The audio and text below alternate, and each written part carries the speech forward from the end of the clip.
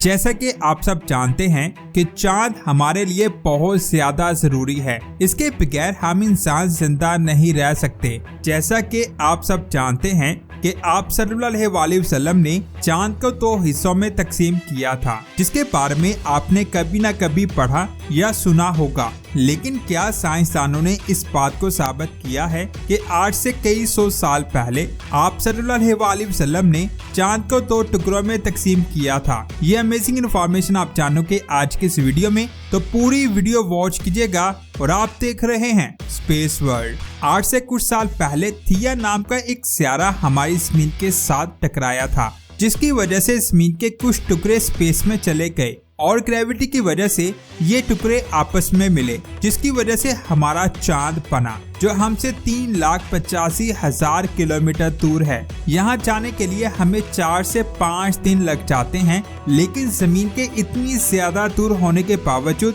आप सल्लल्लाहु अलैहि वसल्लम ने चांद के 2 टुकड़े किए थे। लेकिन यहाँ एक सवाल आता है कि क्या साइंसदानों ने ये साबित किया है कि सच में चांद के 2 टुकड़े हुए थे? इसके बारे में जानने से पहले हम उस वक्त की बात करते हैं कि असल में हुआ क्या था। ये उस वक्त की बात है जब आप सल्लल्लाहु अलैहि वसल्लम के दौर में इस्लाम बहुत तेजी के साथ फैल रहा था। बहुत ज्यादा तादाद में लोग इस्लाम कबूल कर रहे थे, लेकिन बहुत ज्यादा लोग इस्लाम के खिलाफ भी थे। एक दिन ये तमाम लोग शाम के वक्त मक्का के एक वीरान इलाके में जमा हुए। उन्होंने आप सल्लल्लाहु अलैहि वसल्लम को कहा कि अगर आप सच में एक पैगंबर हैं तो आप सामने पहाड़ के ऊपर नजर आने वाले चांद को 2 हिस्सों में तकसीम कर दें। आप सल्लल्लाहु अलैहि वसल्लम ने फरमाया, अगर ऐसा हो गया तो क्या तुम लोग ईमान ले आओगे? उन सब ने तंजिया अंदाज में कहा, हाँ हम ईमान ले आएंगे। आप सल्लल्लाहु अलैहि वसल्लम ने अल्लाह से दुआ की और उसी वक्त चांद 2 हिस्सों में तकसीम हो गया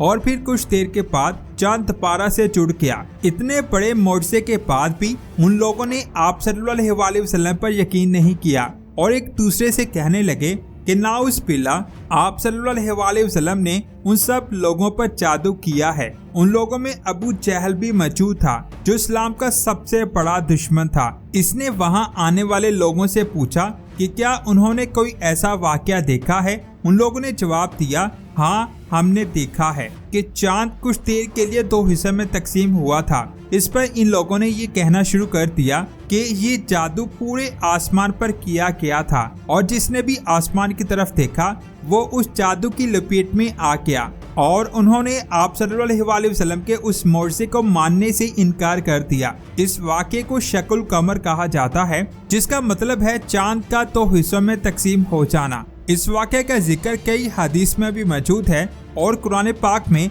सूरत अल-कमर की पहली 2 आयत में इस वाक़या का जिक्र आया है, जिसका मतलब है कि क़यामत करीब आ पहुंची है और चांद शक हो गया। और अगर काफिर कोई निशानी देखते हैं तो मुंह फेर लेते हैं और कहते हैं कि ये एक हमेशा का जादू है। चांद की वजह से हमारी ज़मीन 23.8 डिग्री के एंगल पर टिल्ट है और इसी टिल्ट की वजह से हमारी ज़मीन पर मुख्तलिफ मौसम बनते हैं। इसके अलावा चांद की वजह से हमारी ज़मीन पर 12 घंटों का दिन और 12 घंटों की रात होती है। हमारी ज़मीन के समुंदर एक स्टेबल रफ्तार में चलते हैं और इसकी वजह से हमारी ज़मीन एक स्टेबल ऑर्बिट में सूरज का चक्कर लगाती है और इसके खत्म होने का मतलब है हमारी ज़मीन की तबाही। और इन दोनों आयात में भी ये बताया गया है कि क़यामत के दिन चांद फट जाएगा और इसके साथ हमारी ज़मीन भी खत्म हो जाएगी। अब ये बात करते हैं कि क्या साइंसदानों के पास इसका कोई सबूत है या फिर नहीं।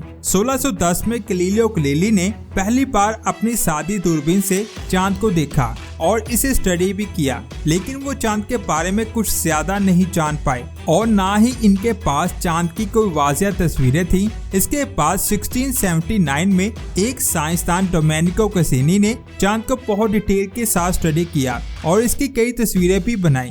ये उस वक्त दुनिया में चांद की पहली तस्वीर थी। इसकी सबसे खास बात ये थी कि उसने चांद के सेंटर में एक लाइन बनाई थी जो चांद के आधे हिस्से में जाने के बाद गायब हो जाती है, जो इस बात की तरफ इशारा करती है कि चांद 2 हिस्सों में तकसीम हुआ था। लेकिन इतने साल पहले उसने चांद पर मौजूद इस लाइन को कैसे खींचा? इसके लिए हमें चांद की असल तस्वीर की जरूरत थी। इस तस्वीर के 300 साल बाद 1967 में नासा ने चांद की एक तस्वीर खींची।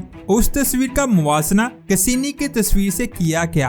आपको इन दोनों तस्वीरों में कोई भी फर्क महसूस नहीं होगा। जो लाइन कैसिनी की तस्वीर में थी वही लाइन आपको नासा की तस्वीर में भी नजर आएगी। क्या इस लाइन का ये मतलब है कि चांद 2 हिस्सों में तकसीम हुआ था? इस तस्वीर ने पूरी दुनिया में तहलका मचा दिया। साइंसदान सोच में पड़ के कि चांद पर ये लाइन किस चीज की है। इसके बाद 1969 में जब नासा अपने अपोलो 10 मिशन में इंसानों को भेजने की तैयारी कर रही थी, तब चांद के करीब जाकर अपोलो 10 स्पेसक्राफ्ट ने चांद की सतह की बहुत ज्यादा तस्वीरें खींची, जिनमें एक तस्वीर ऐसी थी जिसमें उस लाइन को बहुत डिटेल से देखा जा सकता है। लेकिन उस वक्त साइंसदान ये नहीं समझ पाए कि आखिर ये लाइन किस चीज की है। इसके बाद 2009 में नासा ने LRO नाम के स्पेसक्राफ्ट को चांद की स्टडी करने के लिए भेजा। ये पहला ऐसा स्पेसक्राफ्ट था जिसे चांद की स्टडी करने के लिए बनाया गया था। इसने 2 साल तक चांद को अच्छी तरह स्टडी किया और साइंसदानों को ये पता चला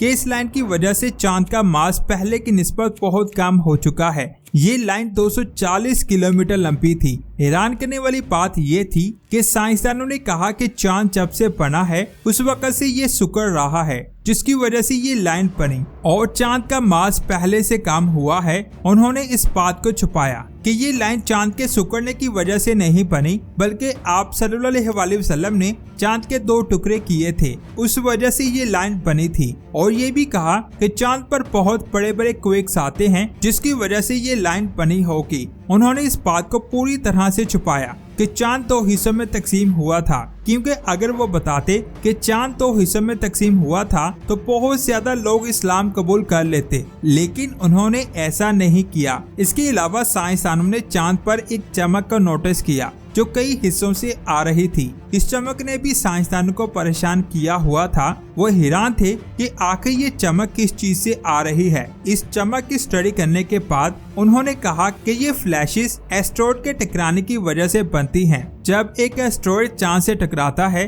तो चांद की सरफेस से बहुत ज्यादा गैसेस निकलती हैं। उन्होंने ये भी कहा कि ये गैसेस सिर्फ एस्ट्रॉयड के टकराने की वजह से नहीं, बल्कि कई और वजूहात की वजह से भी निकलती हैं, जैसे हमारी ज़मीन की ग्रेविटी। उनका कहना था कि ज़मीन की ग्रेविटी बहुत ज्यादा पावरफुल है, जिसकी वजह से वो ज़मीन के साथ लॉक्ड है और ज़मीन की पावरफुल ग्रेविटी इसे अपनी तरफ खींचती है, जिसकी वजह से इसमें खिंचाव पैदा होता है और इसी खिंचाव की वजह से इसके अंदर क्रैक्स बनते हैं, जिससे ये गैसेस बाहर निकलती हैं। यानी चांद पर बनने वाले क्रैक्स को भी इन्होंने साइंसी वजह बता दिया। और जो सबसे बड़ी लाइन है उसे इन्होंने साइंसी वजह बताकर पूरी दुनिया से छुपाया। जैसा कि अल्लाह ताला ने कुरान पाक में इरशाद फरमाया है कि काफिर कोई निशानी देखते हैं तो वो मुंह फेर लेते हैं। और इसी तरह उन्होंने इस लाइन को साइंसी वजह बताकर इसकी हकीकत को पूरी दुनिया से छुपाया। जितने मोजज़ात अल्लाह की इस अजीम कायनात में साइंसदान देखते हैं, इतने मोजज़ात हम इंसान नहीं देख पाते। और एक बहुत बड़ा मोजज़ा हमारी कायनात का साइज है, जिसके बारे में हम कभी नहीं जान पाएंगे। लेकिन फिर भी वो अल्लाह की निशानियों से मुंह फेरते हैं और अल्लाह को एक नहीं मानते। ये थी आज की शानदार वीडियो। आपको कैसी लगी नीचे कमेंट्स करके जरूर बताएं। वीडियो अच्छी लगी तो लाइक करने के साथ साथ इसे आगे भी शेयर करें। मिलते हैं एक और शानदार वीडियो में। अपना बहुत सारा ख्याल रखें। अल्लाह हाफिज।